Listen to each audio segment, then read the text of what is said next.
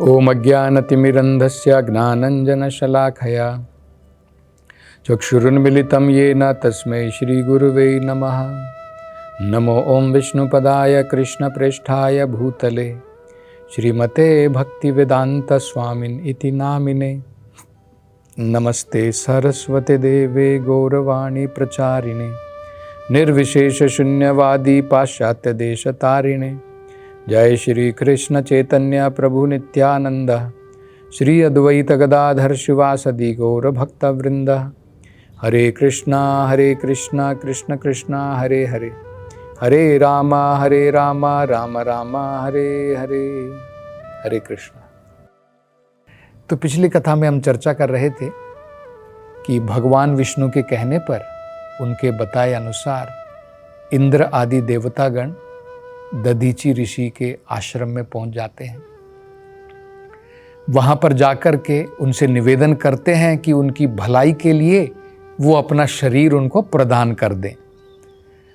तो दधीची मुनि तो महात्मा थे, वो तपस्या में बहुत अग्रणी थे, वो व्रत में बहुत अग्रणी थे, तो विद्या भी थी उनको, ज्ञान भी था, इसलिए वो तो तुरंत मान गए।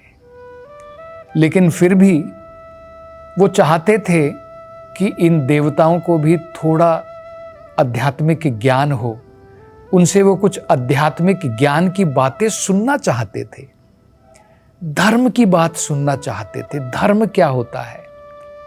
तो इसलिए जानबूझ करके हंसते हुए मजाक करते हुए उन्होंने इन देवताओं से कहा कि कौन व्यक्ति अपना शरीर प्रदान करना चाहेगा। सभी लोग अपने शरीर से बहुत आसक्त होते हैं। ये शरीर कोई छोड़ता है तो बहुत पीड़ा होती है।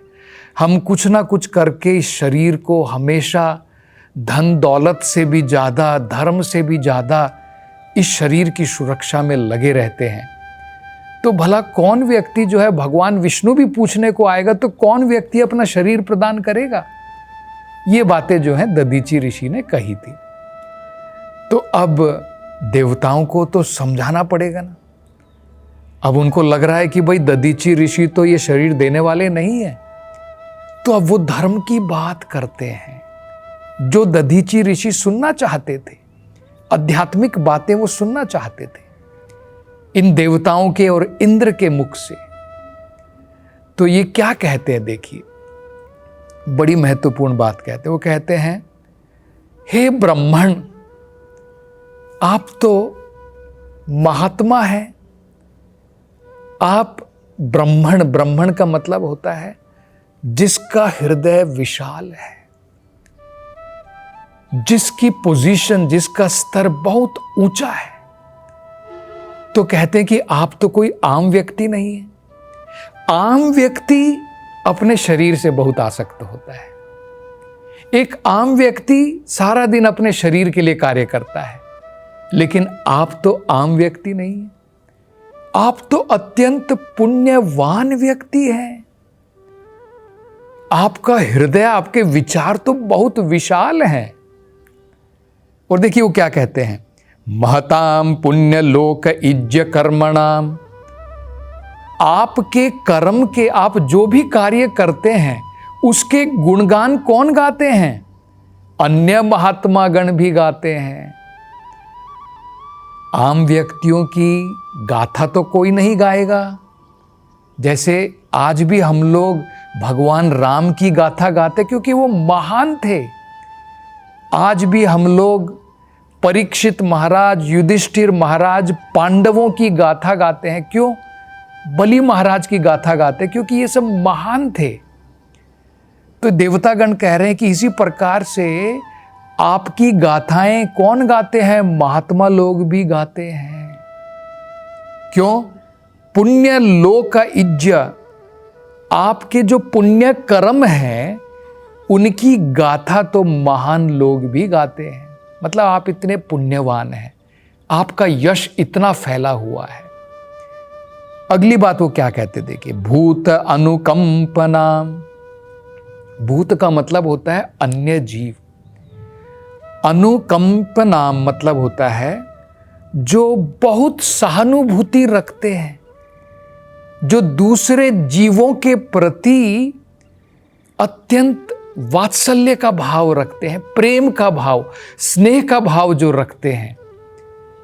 मतलब अगर किसी के ऊपर कष्ट आता है, उसकी भलाई के बारे में सोचते हैं। मतलब वो क्या कहना चाहते हैं कि आप तो महात्मा हैं, आप तो दूसरों की भलाई के बारे में सोचते हैं, आप तो केवल अपने शरीर के बारे में नहीं सोचते हैं। भूता अनुकंपिना, मतलब उनके जो कष्ट हैं, बाकी जीवों के कष्ट हैं, आप उनके बारे में विचार करते हैं। एक और बड़ी महत्वपूर्ण बात वो क्या कहता है, किम न तथा दुस्त्यजाम, और उनके कष्ट को दूर करने के लिए, उनके कष्ट का निवारण करने के लिए, किम दुस्त्यजाम, उनके लिए कुछ मुश्किल नहीं है। दुस्त्यजाम का मतलब होता है बहुत मुश्किल। तो पहले हमने देखा ना, दधीची ऋषि ने कहा शरीर छोड़ना बहुत मुश्किल है, क्योंकि बहुत कष्ट होता है शरीर को छोड़ने में। सब लोग बड़े आसक्त हैं अपने शरीर से, कौन छोड़ना चाहेगा। तो एक प्रकार से देखें तो बिल्कुल सही कहा है, शरीर छोड़ना दुस्त्यजाम है। दुस्त्यजाम मतलब अत्यंत कठिन है, अत्यंत कठिन कार्य है। लेकिन यहां पर वो कह रहे हैं, देवतागण कह रहे हैं, महात्माओं के लिए कठिन नहीं है। जो व्यक्ति भूतानाम अनुकंपिनाम, जो दूसरों की भलाई के बारे में सोचता है, जिसे दूसरों के कष्ट दिखाई देते हैं, उनका आभास होता है, उनके कष्ट का निवारण करने के लिए इन महात्माओं के लिए कुछ भी त्याग करना मुश्किल नहीं है। ये कुछ भी त्याग कर सकते हैं, यहां तक कि अपना शरीर भी त्याग कर सकते हैं। बहुत बढ़िया बात बताई है यहां पर इंद्र देवता ने। देखिए, ये धर्म की बात ही तो दधीची ऋषि सुनना चाहते थे, और उनके द्वारा हम सबको भी बोध हो सकता है, हम सबको भी ये ज्ञान हो सकता है कि भाई जो व्यक्ति बहुत सेल्फिश है, जो केवल अपने बारे में, अपने परिवार के बारे में सोचता है, वो कुछ त्याग नहीं करेगा। उसके लिए बड़ा मुश्किल है। उससे आप कहिए भाई अपना शरीर त्याग कर दो, दूसरों की भलाई के लिए नहीं करेगा। लेकिन महात्मा जो देख रहा है कि भाई अगर मेरे शरीर देने से इन देवताओं की रक्षा हो जाती है तो ठीक है, क्योंकि आज नहीं तो कल ये शरीर तो छोड़ना है। चाणक्य पंडित ने भी कहा है ना, सन्निमित्ता, सन्निमित्ता मतलब सत्कार्य के लिए निमित्त बना करके ये हमें अपना जीवन लगाना चाहिए, क्योंकि आज नहीं तो कल शरीर तो छोड़ना ही पड़ेगा। अगर हम बिना किसी की सहायता, बिना किसी की भलाई किए हुए शरीर छोड़ देते हैं तो हम में और बाकी जानवरों में क्या फर्क हो जाता है। मनुष्य जीवन में अगर ये शरीर हम दूसरों की भलाई के लिए लगाते हैं, वो महात्मा है। तो महात्माओं के लिए कोई मुश्किल कार्य नहीं है। यहां तक कि अगर उन्हें सब कुछ त्याग करना पड़े, अपना शरीर भी क्यों ना त्याग करना पड़े, ये महात्माओं के लक्षण होते हैं। देखिए, हम दोनों में अंतर देख सकते हैं, असुर में और महात्मा में। असुर अपने प्राण बचाने के लिए अपने बेटे तक को मारने के लिए तैयार रहता है, अपने प्राण बचाने के लिए।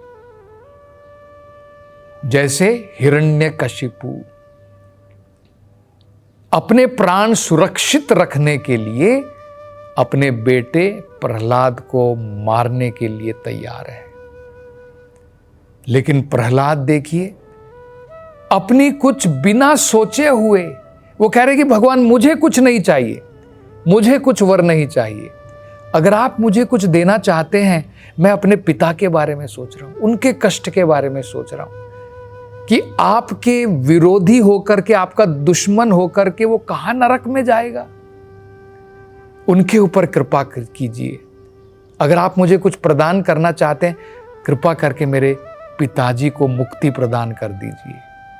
ये भगवान का भक्त होता है। देखिए, भगवान का भक्त महात्मा दूसरों की भलाई के लिए अपने प्राण भी त्यागने के लिए तैयार है, अपना शरीर प्रदान करने के लिए भी तैयार है। और जो व्यक्ति केवल इंद्रिय भोग में डूबा है, वो कुछ नहीं त्याग कर सकता है। तो ये बड़ी महत्वपूर्ण बात जो है इंद्र देवता कहते हैं। अगली एक और बड़ी महत्वपूर्ण बात वो बताते हैं। वो कहते हैं 2 प्रकार के लोग हैं, एक दान देने वाला, एक दान मांगने वाला। हम लोग देखिए जाते हैं ना, किसी चीज का दान मांगने के लिए कई बार घर घर जाते हैं।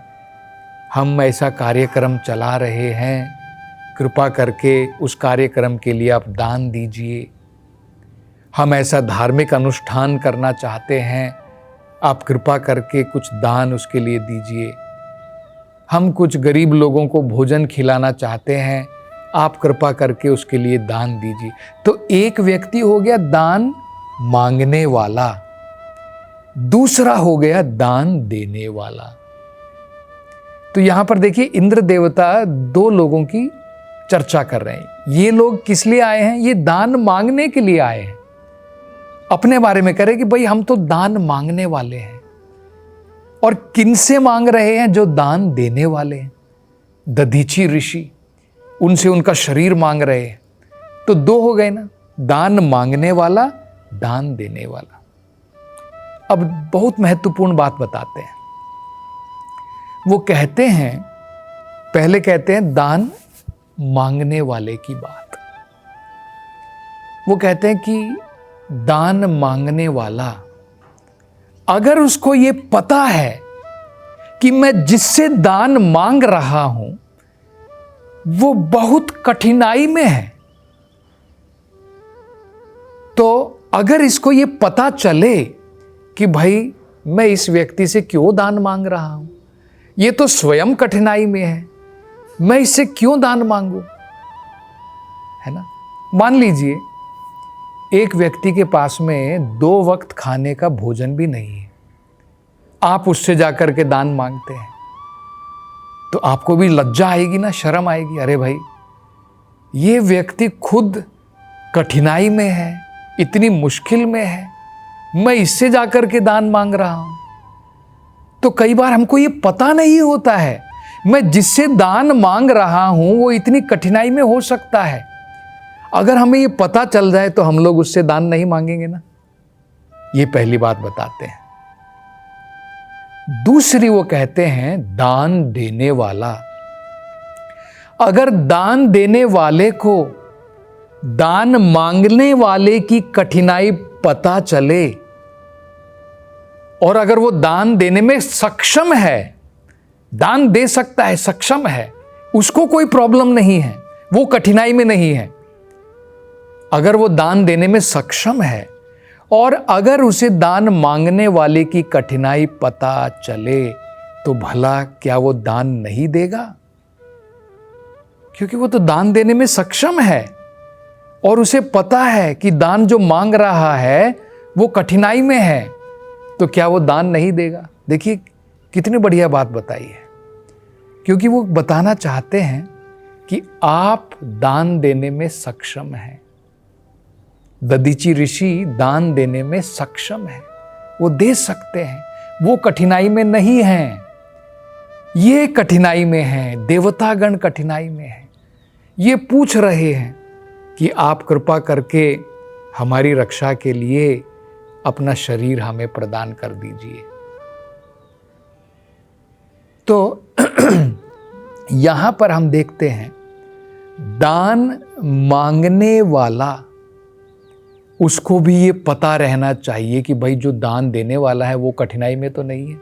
तो इनको तो ये पता था, इसलिए ये कह रहे हैं कि भाई जो दान मांग रहा है उसे पता होना चाहिए कि जिससे मैं दान मांग रहा हूं वो कठिनाई में है या नहीं है।